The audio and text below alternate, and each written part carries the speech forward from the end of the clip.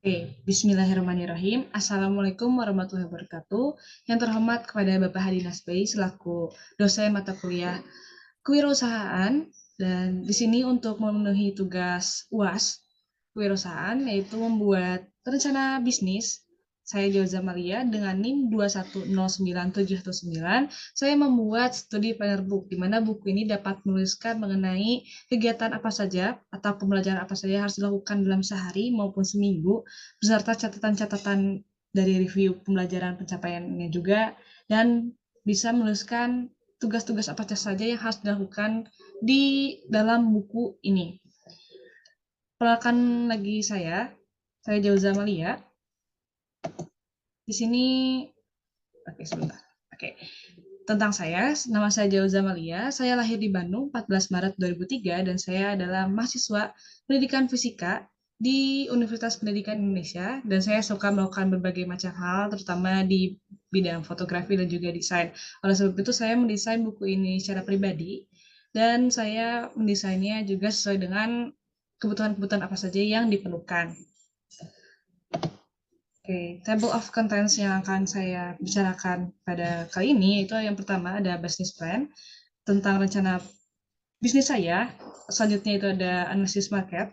Selanjutnya ada sales and marketing plan, ada management plan, ada operating plan, dan juga di financial plan-nya. Langsung saja selanjutnya di business plan. We will try our best. Kenapa? Karena ini pertama kalinya saya membuat rencana bisnis secara lebih detail. Dan di sini kenapa saya membuat studi planner book? Karena saya pribadi itu selalu membuat catatan-catatan di mana saya harus melakukan ini dan itu, namun di berbagai macam tempat, dan sehingga malah saya jadi lupa gitu loh. Sebenarnya apa saja sih yang harus saya lakukan karena catatannya hilang seperti itu.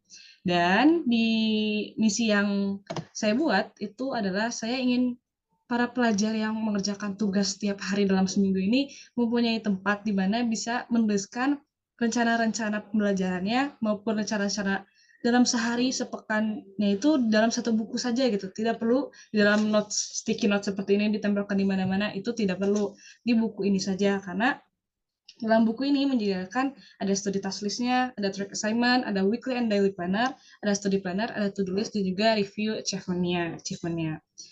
Nah, selanjutnya ini, oh ya, kenapa saya membuat ini juga karena saya mengingat kata Vincent Lombardi ya, satu-satunya tempat di mana keberhasilan itu datang sebelum adanya kerja keras itu hanya ada di kamus, dan kerja keras ini bisa didapatkan untuk mendapatkan banyak hal gitu, dan kerja keras ini bisa membantu untuk mendapatkan banyak hal.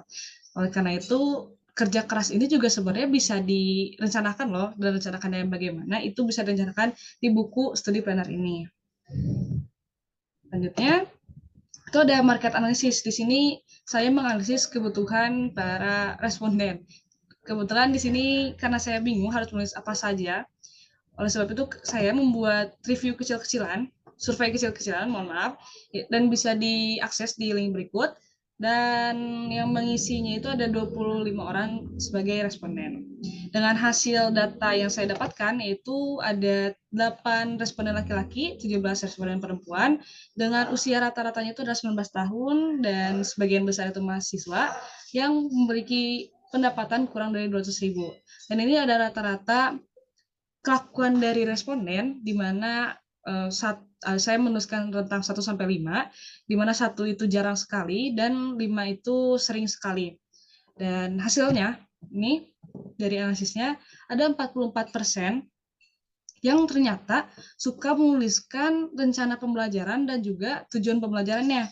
Dan ada 36% di antara para responden itu yang juga suka menuliskan prioritas pembelajaran apa saja yang harus dilakukan dalam waktu sehari. Dari hasil analisis ini, saya mendapatkan ide ternyata bukan cuma saya saja yang punya kebiasaan untuk menuliskan rencana-rencana pembelajarannya, tapi ternyata ada 44% dan 36% dari pengisi responden. Kurang lebih ada sekitar 11 atau 10-an dari 25 orang yang mengisi responden ini.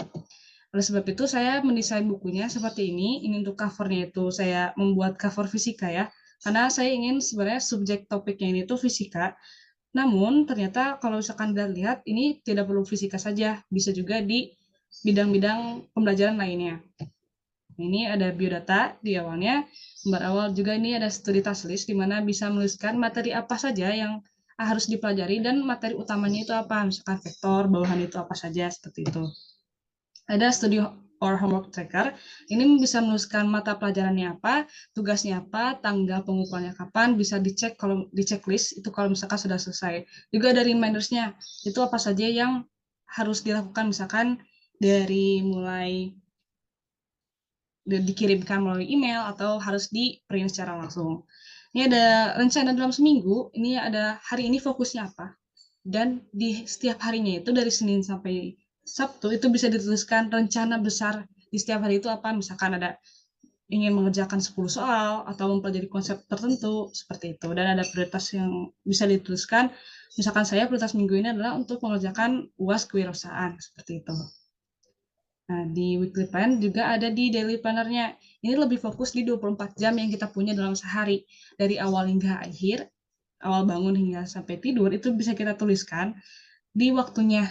Apa saja yang akan kita lakukan hari ini itu juga bisa dituliskan, dan tujuan yang sangat ingin tercapai itu apa. Misalkan tujuan yang sangat ingin saya tercapai hari ini adalah benar-benar membereskan UAS kewirausahaan, seperti itu.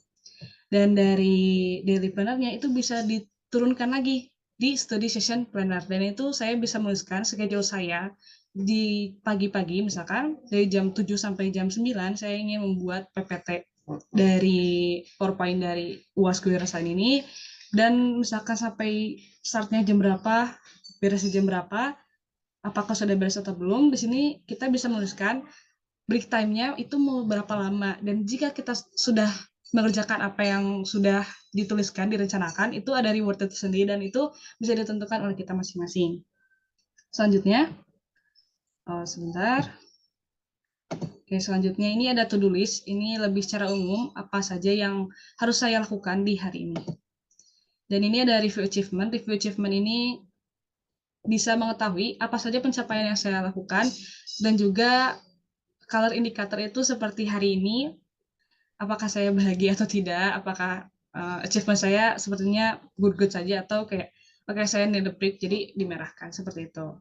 Nah, itu untuk bisa ini ya. Dan untuk penjualan dan marketing dan juga advertise produknya, promosinya, ini di rencana penjualannya itu adalah saya ingin menjual itu seharga 70.000 dengan harganya saja.